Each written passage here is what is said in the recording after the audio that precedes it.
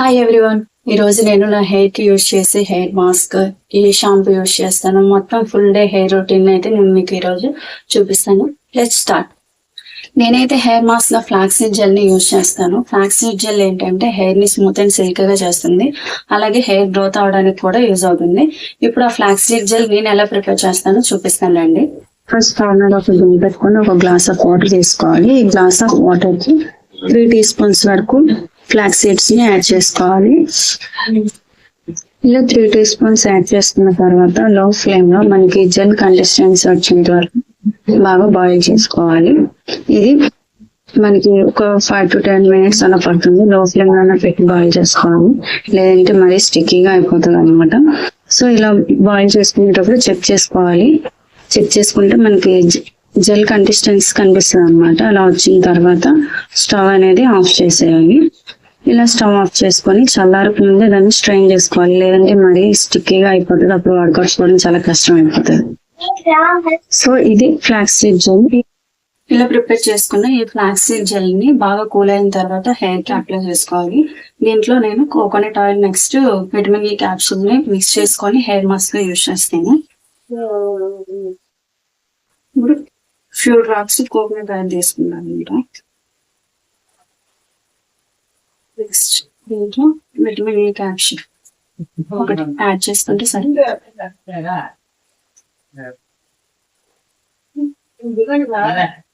ఇలా ఒక vitamin E capsule ని యాడ్ చేసుకుని 3 బాగా మిక్స్ చేసుకోవాలి. ఇప్పుడు దీన్ని మన హెయిర్ కి స్కాల్ప్ కి హెయిర్ అండ్ కు అప్లై చేసుకోవాలి. నా హెయిర్ కి అప్లై చేసుకొని చూపిస్తుంది.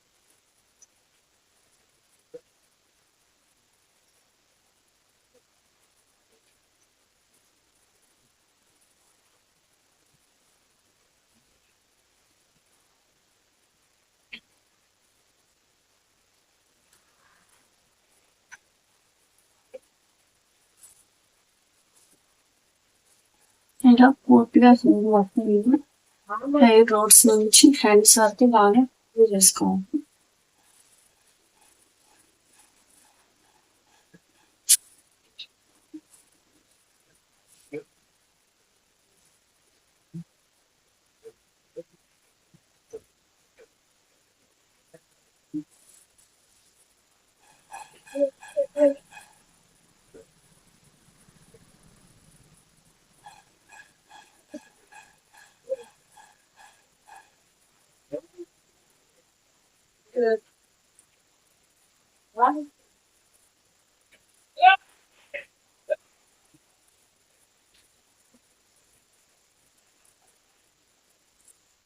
ఇలా హెయిర్ మొత్తానికి ఈ జెల్ అనేది అప్లై చేసుకొని ఒక 30 to 40 minutes వరకు అలా వదిలేయాలి. వదిలేసిన తర్వాత ఇప్పుడు హెయిర్ వాష్ అనేది చేసుకోవాలి.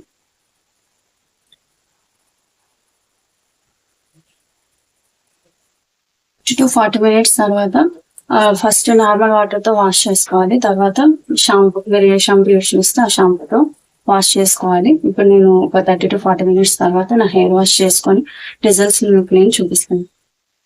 హెయిర్ వాష్ తర్వాత ఇప్పుడు హెయిర్ అయితే సున్నం రావాలి.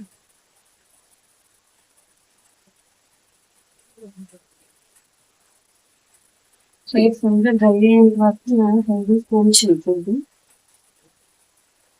అలా చేస్తే బయటపడి అయిపోతుంది. నా హెయిర్ కి నేనైతే క్లినిక్ వాష్ యూజ్ చేస్తాను. అలాగే హెయిర్ ఆయిల్ ఏం యూజ్ చేస్తాను ఆల్రెడీ వీడియో కూడా చేసాను.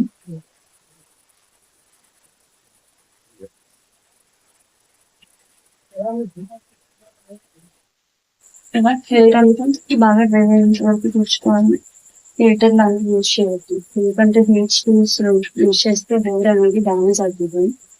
సో నేనైతే హెయిర్ డ్రై అయ్యేంత వరకు ఒక క్లిప్ పెట్టి మూసేస్తుంది, తర్వాత ఫోన్ చేస్తుంది.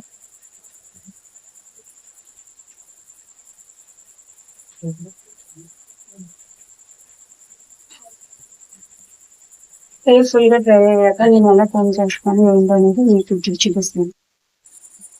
ఇప్పుడైతే నేను నా హెయిర్ కోమ్ చేసుకుంటాను. హెయిర్ కోమ్ చేయడానికి మాక్సిమం ఐరన్ కోమ్స్ యూస్ చేయండి. దీనివల్ల హెయిర్ డ్యామేజ్ అనేది చాలా వరకు కంట్రోల్.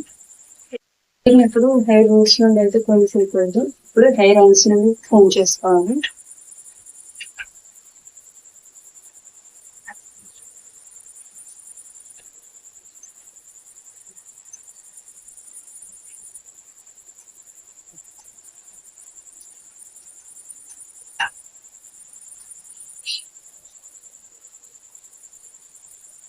నేనైతే ఈ ఫ్లాట్ సీడ్ యూజ్ చేసిన తర్వాత నా హెయిర్ లో స్మూత్నెస్ ఫీలింగ్ అయితే చాలా ఎంజాయ్ చేస్తున్నాను, ఎందుకంటే చాలా స్మూత్ గా అనిపిస్తుంది. మీకే తెలుస్తుంది చూస్తే.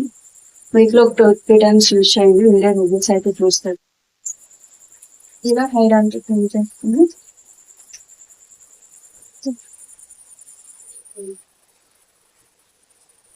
ఈరోజు హెయిర్ మాస్క్ డే కాబట్టి నేను జడ వేసుకుని హెయిర్ డ్రెస్ హెయిర్